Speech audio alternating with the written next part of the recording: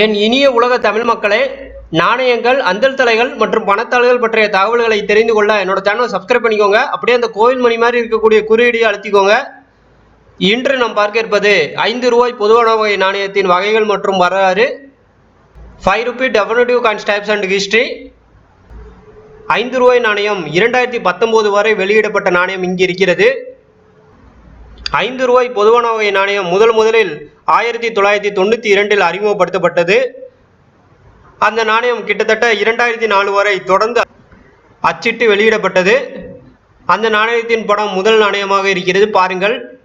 அதற்கு கீழேயே அந்த நாணயம் அச்சடிக்கப்பட்ட வருடங்களை நான் கூறியிருக்கிறேன். அதேபோல் 2019 வரை இருக்கும் ஒவ்வொரு நாணயங்களும் அதன் காலகட்டத்தை குறித்து கீழே கூறியிருக்கிறேன், பாருங்கள். இந்த 5 நாணயங்களும் 3 வகையான உலோகங்களால் தயாரிக்கப்பட்டது. முதல் நாணயம் செம்பு நிக்கலாலும், இரண்டாவது மற்றும் மூன்றாவது நாணயம் துருப்பிடிக்காத இரும்பினாலும், 4வது மற்றும் 5வது நாணயம் நிக்கல் பித்தளையாலும் தயாரிக்கப்பட்டு வெளியிடப்பட்ட நாணயமாகும். இதில் முதல் நாணயத்தின் எடை 9 கிராமும் மற்ற நாணயங்களின் எடை 6 கிராமும் கொண்டுள்ளது. இதில் ஒவ்வொரு நாணயங்களின் முன் மற்றும் பின்பக்கத்தை பற்றி பார்ப்போம். முதல் நாணயம் முன்பக்கத்தில் அசோக சின்னம் இருக்கிறது. அதற்கு கீழ் சத்தியமே ஜெயந்தே என்று இருக்கிறது. சத்தியமே ஜெயந்தே என்பது வாய்மையை வெல்லும் என்ற அர்த்தத்தை குறிக்கும். அதற்கு வலதுபுறத்தில் இந்தியா என்று ஆங்கிலத்திலும், அதற்கு இடதுபுறத்தில் பாரத் என்று ஹிந்தியிலும் இருக்கிறது. நாணயத்தின் பின்பக்கத்தில் 5 என்ற பண மதிப்பு இருக்கிறது. கீழே ருபீஸ் என்ற ஆங்கிலத்திலும், மேலே ஹிந்தியிலும் இருக்கிறது ருப்பியா என்று. அதற்கு இடது மற்றும் வலதுபுறத்தில் பூக்களை ஒரு வடிவம் இருக்கிறது.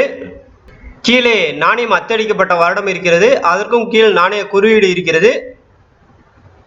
இந்த முதல் நாணயத்திற்கும் இரண்டாவது நாணயத்திற்கும் மிகப்பெரிய வேறுபாடு இருக்கிறது.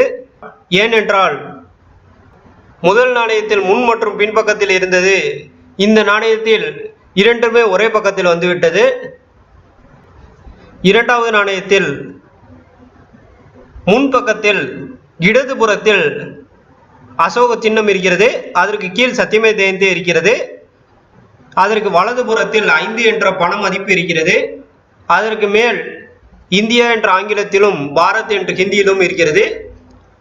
கீழே நாணயம் அச்சடிக்கப்பட்ட வருடம் இருக்கிறது.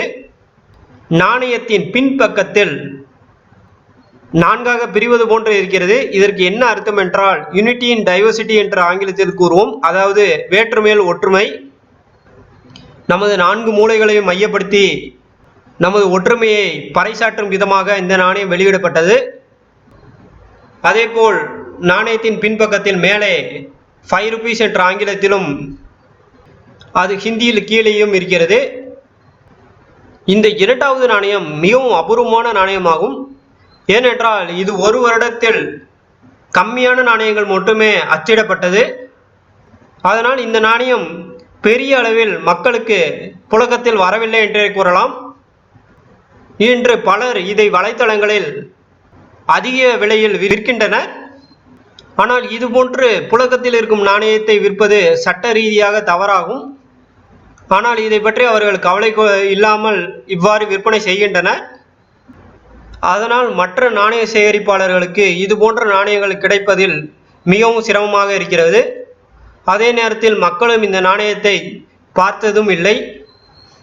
அதேபோல் இரண்டாவது நாணயத்திற்கும் மூன்றாவது நாணயத்துக்கும் அதேபோல் பல்வேறு வேறுபாடுகள் இருக்கிறது, பாருங்கள். இந்த மூன்றாவது நாணயத்தின் முன்பக்கத்தில் அசோக சின்னம் இருக்கிறது. அதற்கு கீழ் சத்தியமே ஜெயந்தே என்று இருக்கிறது. அதற்கு மேலே இந்தியா என்ற ஆங்கிலத்திலும், பாரத் என்று ஹிந்தியிலும் இருக்கிறது. கீழே நாணயம் அச்சடிக்கப்பட்ட வருடமும், அதற்கும் கீழே நாணய குறியீடும் இருக்கிறது. நாணயத்தின் பின்பக்கத்தில் அலைகள் இருக்கிறது. இந்த கடல் அலைகள் எதை குறிக்கிறது என்றால் நமது பாரத நாட்டில் இருக்கும் கடல் வளங்களை குறிக்கிறது. அதற்கு மேல் 5 என்ற பண மதிப்பு இருக்கிறது. அதற்கு வலதுபுறத்தே ருபீஸ் என்ற ஆங்கிலத்திலும், இடதுபுறத்தே ருப்பியா என்ற ஹிந்தியிலும் இருக்கிறது. மூன்றாவது மற்றும் 4வது நாணயத்தை பாருங்கள். இதிலும் பெரிய வேறுபாடுகள் இருக்கிறது. ஏனென்றால் அசோக சின்னம் இரண்டாவது மற்றும் மூன்றாவது நாணயத்தில் சிறிய அளவில் இருக்கிறது. ஆனால் நான்காவது நாணயத்தில் மீண்டும் பெரிதாகிவிட்டது.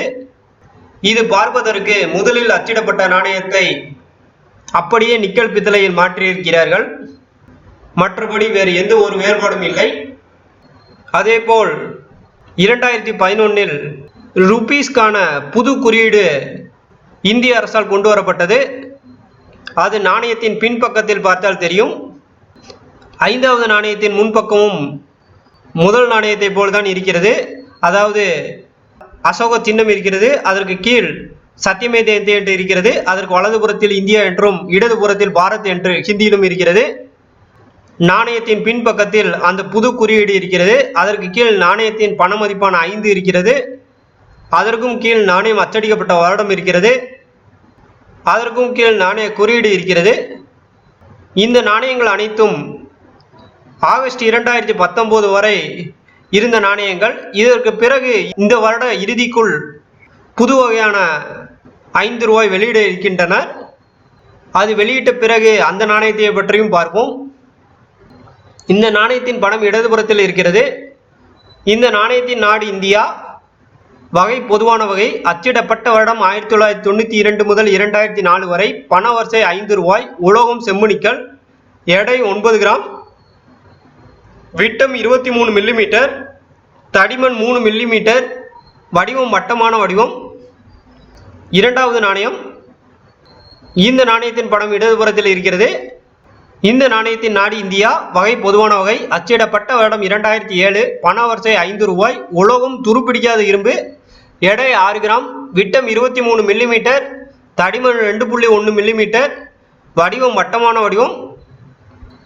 5 ரூபாய் நாணயத்தில் மூன்றாவது வகை.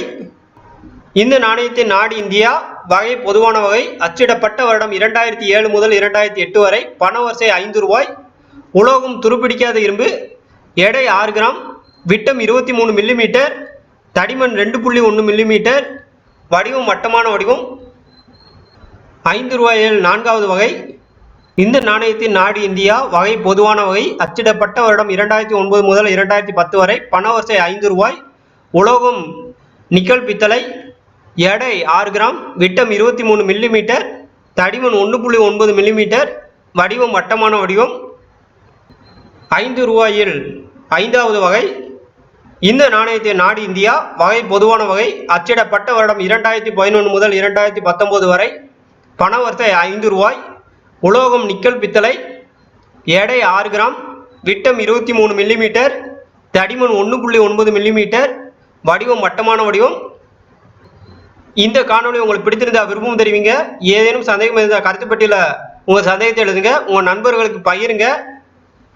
வரலாற்று தகவல்கள் தொடரும். நன்றி.